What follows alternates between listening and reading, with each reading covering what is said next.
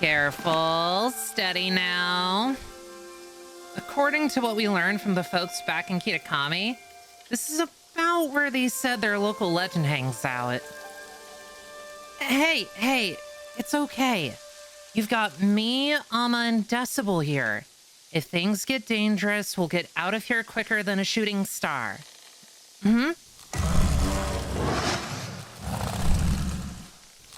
Shh! That didn't sound like your everyday Ursaring. And those footsteps. Wait, where did this fog come from? That's definitely not Norm. Actually, forget the fog. Get down!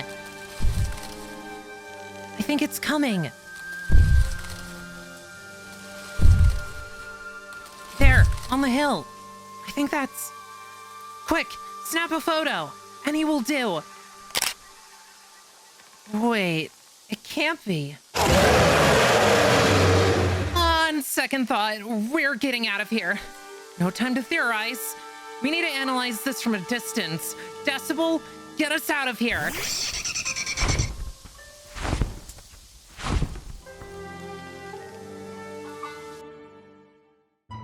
That's right, folks. In this episode of Critters from Across the Stars, we're going to be analyzing Bloodmoon Ursaluna from Pokemon Scarlet and Violet's Teal Mask DLC and turning them into a D&D monster.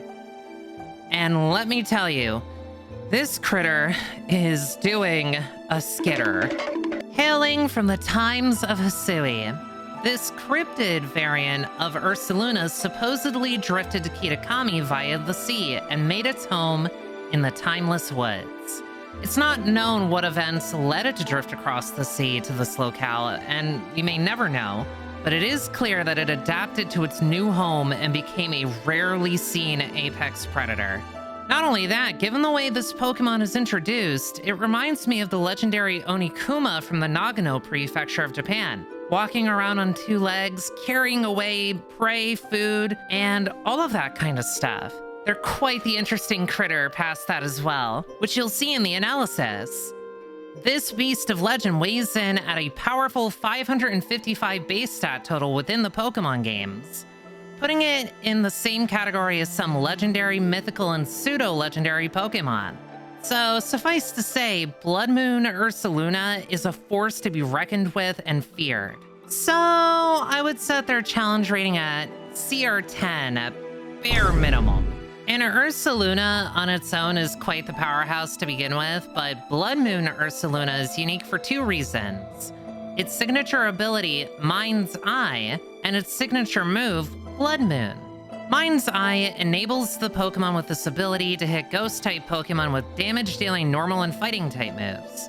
It also prevents other Pokemon from lowering the Pokemon's accuracy and ignores changes to the opponent's evasion.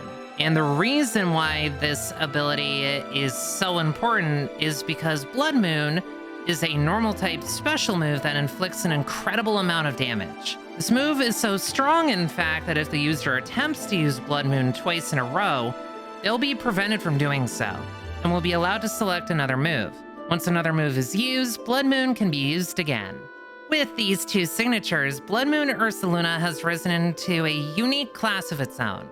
Though, before we get into talking about how those two abilities would work in D&D, I see in my mind's eye that it's time to talk about the sponsor for this video, Sakura Co. Roll the clip. Experience Japanese afternoon tea from the comfort of your own home. Enjoy seasonal and authentic Japanese tea and snacks every month. Sourced directly from Japanese local makers.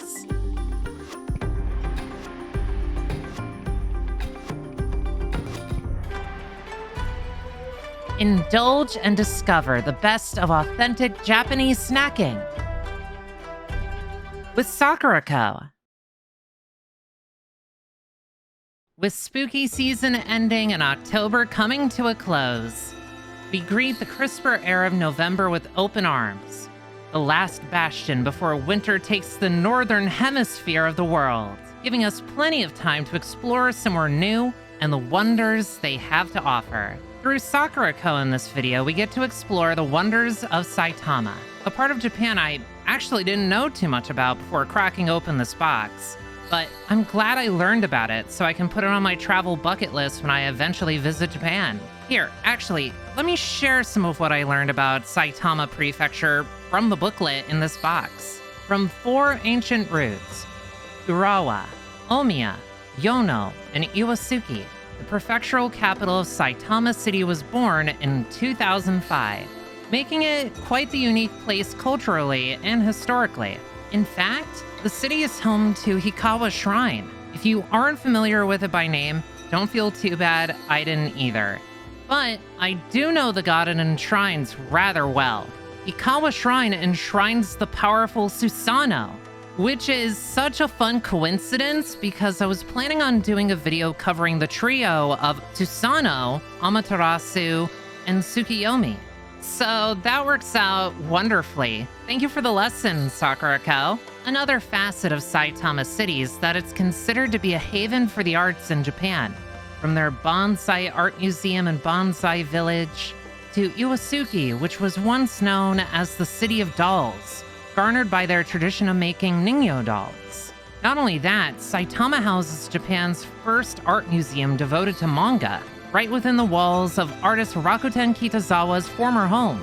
If you aren't familiar with Rakuten Kitazawa, he's considered to be the father of modern Japanese manga, so I'm definitely gonna have to swing by this museum when I go to Japan. The snacks from this part of Japan are works of art themselves, honestly.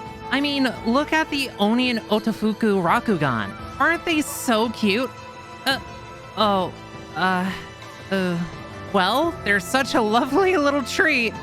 And I almost feel as mischievous as the Oni for dropping one of them and eating them. Next, we have the Milk Castella cakes. I mean, come on. My name is Stella. They're Milk Castella cakes? It just makes sense. Plus, they're so... Coco? Buddy, but do you wanna have a sniff? You want sniff? You want a whiff, buddy? Plus, they're so yummy and fluffy. Then, for a flip to something with a bit more crunch and spice, we have the curry senbei. I am so very glad that there was more senbei in this box, and welcome back, Toko. You wanna sniff the senbei now, buddy? You want some senbei? Like I was saying, I'm so very glad that there was some more senbei in this box because I think I've become kind of addicted to it, and there are so many different kinds. And to wash it all down, we have the Chopon Sayama tea, which I'm going to be drinking in my Rolls Transcend mug. This delicious blend is developed to endure in colder climates, so you know it'll keep you warm and healthy through the colder months. This tea boasts some of the highest levels of antioxidants found in tea of its kind, so it's kind of like a cleric in a cup. If you want to get this box for yourself and figure out what other treasures lie within, please follow the link on screen, in the description, and in my pinned comment. Remember to use code STELLA at checkout too to support me.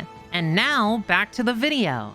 With a cup of tea in hand, let's see how Bloodmoon Ursaluna's signature abilities might be like in D&D. Mind's Eye makes a rather simple but terrifying transition as it becomes a passive ability that allows the Bloodmoon Beast to do the following. The Bloodmoon Beast is able to see and attack creatures on the material and ethereal planes, allowing it a wider scope of prey. The Bloodmoon Beast is immune to effects that would give it disadvantage on attack rolls, and the Bloodmoon Beast ignores effects that would increase a target's armor class. All in all, this passive ability is frightening enough on its own, but it's only made more terrifying by the Bloodmoon Beast's special technique.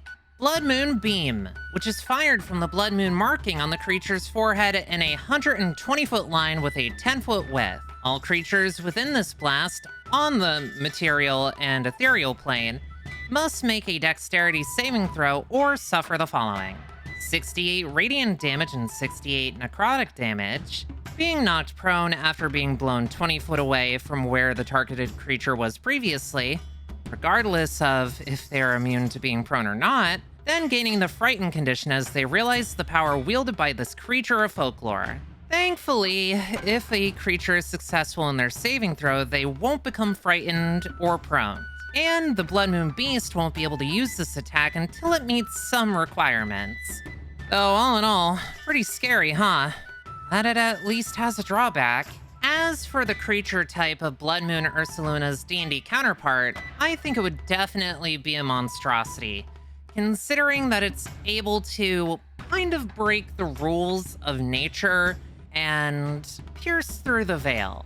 Though, despite its monstrous appearance and strength, Bloodmoon Ursaluna and its Hisui counterpart are noted to be rather reclusive, which is a demeanor that they share with regular bears, who have been observed to be shy animals who just want to be left alone. Bears are also very smart and can even be gentle given the opportunity. That said though, don't go running out into the woods to go pet your local bears, as they are wild animals. Please, don't do that. But who's to say what a Bloodmoon Ursaluna or its D&D counterpart may act like when comfortable? With the demeanor in mind, I'd say it's rather difficult to pin an alignment for the Bloodmoon Beast in a clearer manner anyway. So I'm gonna pin them down as being unaligned. Alrighty, that's the analysis out of the way. So here's the stat block based on Bloodmoon Ursaluna, the Bloodmoon Beast, which can be found over on the Patreon for free.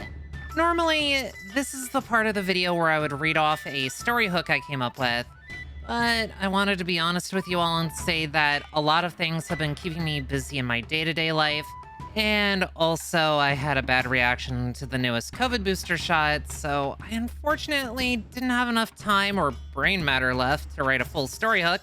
So instead, we're gonna do something different. Roll the clip.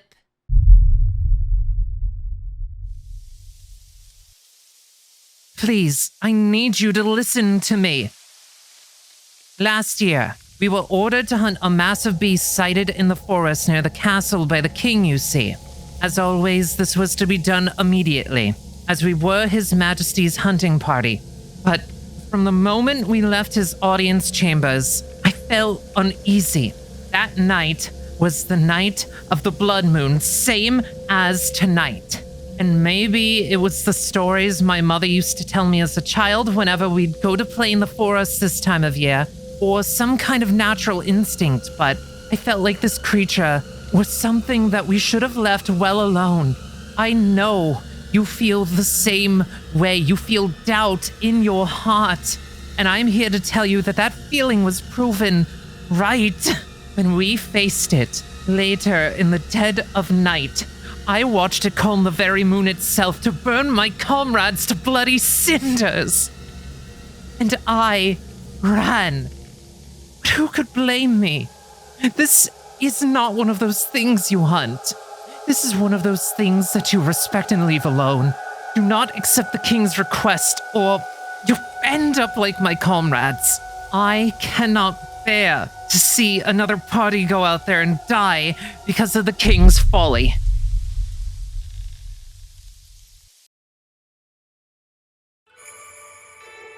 And there we have it. Now that you're equipped with the bare essentials to handle this Pokemon in D&D, how are we feeling about it? Let me know in the comments, and if you're feeling sparkly and supportive, please consider hitting that like and follow button. I'd really appreciate it. For now though, I've got another quest to go on. Bye-bye! See you in the next video!